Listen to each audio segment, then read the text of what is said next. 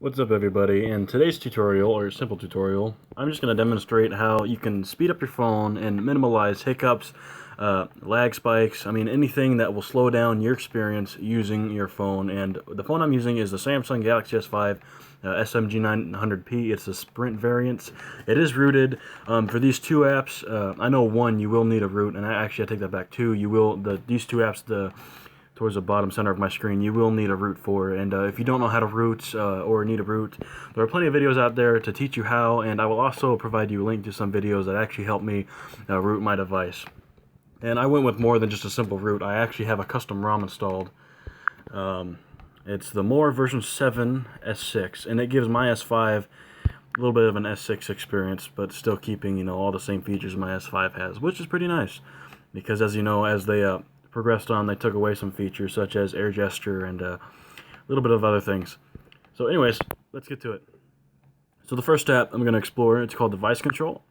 And with this app, it'll allow you to your CPU and GPU governors, and of course there's other features, but doing so will also speed up performance. But do note, keep in mind, this will deteriorate battery life, right? You will drain through your battery faster, right? More so using 50% in a matter of, say, 4, 5, 6 hours, depending on how heavy you use your phone daily. So mine's always in my pocket. I only use it to check messages every once in a while and take a few pictures here and there, maybe game, out of the blue. Okay, and so I'm going to set mine to performance. And you can do that by this little tab here, CPU governor, performance. And now there's other governors you can choose, but the one I'm going to choose is performance, strictly because this is to minimize the lag spikes and everything else that slows down your phone and your experience using your phone. And if you go up top, you can also see your core limits and the megahertz at which your CPU is clocked at. You can change between, if you wanted the maximum speed at 5457 megahertz, you can change that all the way down to its minimal frequency clock, which is also can be found, right here. Now you can also lock your frequencies or lock your governor. Now I'm just going to lock my governor and keep it at performance, and it's going to keep it at 2457 megahertz. And now because of which I don't use my phone as much, it's not going to be as demanding on my battery with my screen on and using the maximum power of my CPU. This is just so every time I check my phone, there is no lagginess whatsoever. I get a smooth, buttery smooth 60 FPS.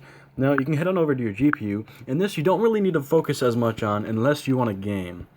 I'm going to leave mine set as MSM-Adreno-TZ. Now there are other governors, and don't let these names confuse you. Right? These are just factory governors that are set on your phone kernel. But again, you can keep it simple. You can change it to performance or whatever. I'm going to leave mine whatever this has chosen to put that, and I'm just going to leave it be because I do not need it, and you will not need it unless you have Force 2D hardware acceleration enabled in your developer options, which in the only case is when you will utilize your GPU for hardware acceleration, and that is when you can set up to performance, or unless you are gaming and using graphically demanding apps. Other than that, that's pretty much it with this app. You can go ahead and explore the other features that it has, but I'm mainly focusing on the processor and graphics. So let's go ahead and go to the other app, Speed Up Swap. And what this does is this makes it more efficient between the communication of your CPU, your RAM, and your hard drive. Or actually not your hard drive, because it's not a hard disk, it's actually solid state. But you get the gist. It'll increase the file transfer speed and the read and writes between those three main components in your phone. So you can go ahead and adjust your slider. Just tap fast, very fast, slow, very slow, and it'll show you the permissions it's going to grant, and it just tells you what it'll do. And after you set your slider, you're going to want to go ahead and restart your phone. At least I would, just to refresh everything and give it a fresh start. And once it boots up, it'll go ahead and apply the changes that you made to your phone. I highly recommend these two apps, other apps, only because the rest of the apps that I've tried are basically just a gimmick. And now Reboot Booster, I have mixed feelings about. You don't have to buy the app. You have 3 basic modes: speed, battery, and stock. And after you apply that, you restart your phone, etc. I didn't really notice that much of a difference, only because it was still pretty laggy to me, and I wasn't experiencing a nice constant 60 FPS buttery smooth as what these two apps have given me. So I mean, granted, you do have to pay for the extreme modes to unlock those modes, and it'll show you how much it'll increase speed and whatnot. So I'm not really so sure, and I shouldn't really be hating on this app as much as I do, because I have not unlocked these modes yet. And I will cover this app when I decide to give this a try, but as it stands now, I'm not going to mess with this app for right now.